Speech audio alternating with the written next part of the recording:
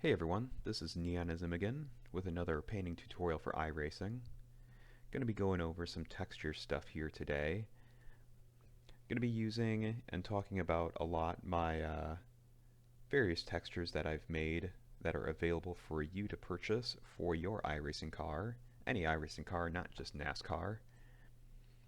I got a couple pulled up here. I have Car Classics Carbon Fiber Realistic, which is scaled to be a realistic size when put onto a 2048 by 2048 template for the cars.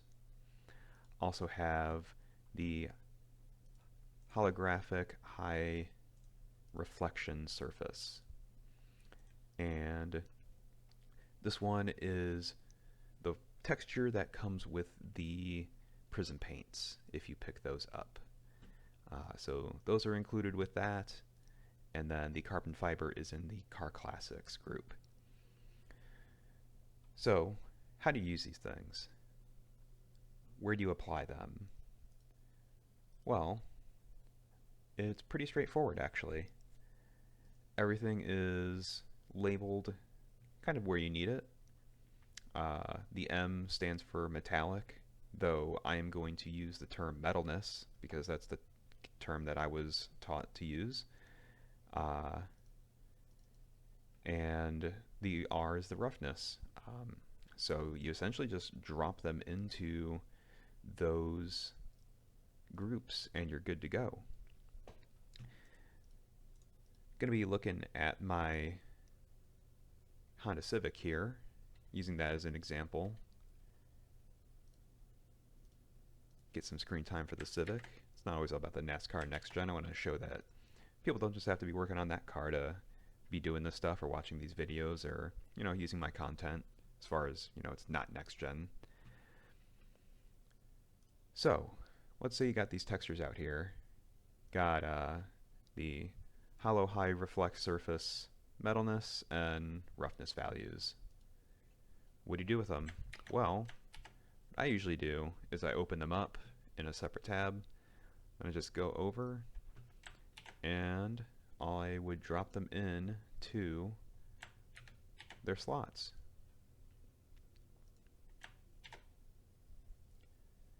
And that's what you get. Pretty straightforward stuff. If you zoom in, you can see, hopefully you can see those varying light and dark values in the blue and pink. Now, I don't know at all. I don't know if it's a GIMP thing. I don't know if it's just an iRacing thing, how they have the template set up, or what exactly it is. But if you're not using black and white, I don't know how to help you with the spec maps. You'll have to talk to somebody else about that stuff. As far as I know, the black and white textures that I have should work in any image editor. They plug into the iRacing template, so as long as you're using a plugin that uses that supports PSDs and such, then you should be good to go. I don't know of why the channels would work differently in another program, especially with how iRacing has them set up. I'm simply taking advantage of how they have those channels set up and using the black and white textures. So that's what I want to talk about, is just black and white stuff. So you have this, and if we go over to iRacing, there's a car. You can see some of the reflection in it. I think the colors might look a little bit weird because I'm using my graphics card to record this, but that's neither here nor there. This is what we're looking at here today. Really like the Civic. It's really fun to drive. So, say we want to use this as our spec map here. We want to just make a basic, maybe a test car, maybe something. I don't know. Probably not seen some of these folders. That's okay. Just gonna go to our Honda Civic here.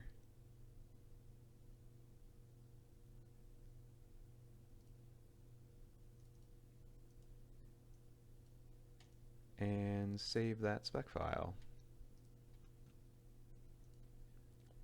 I'll give it a second, and it should switch over.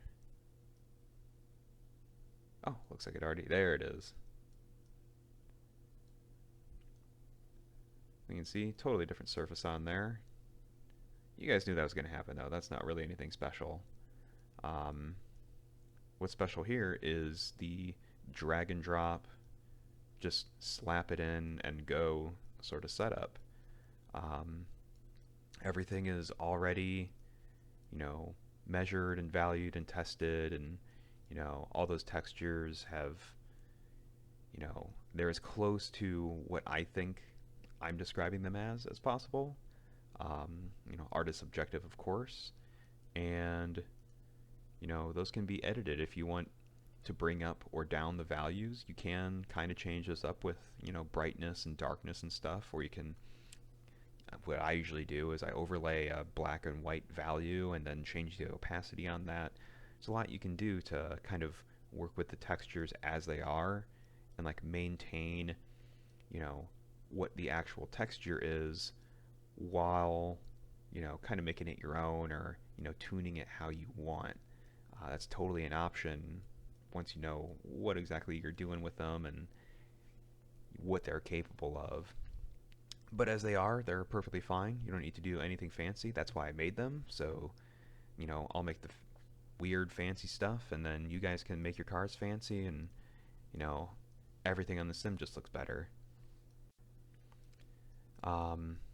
I don't think there's too much more to say about this.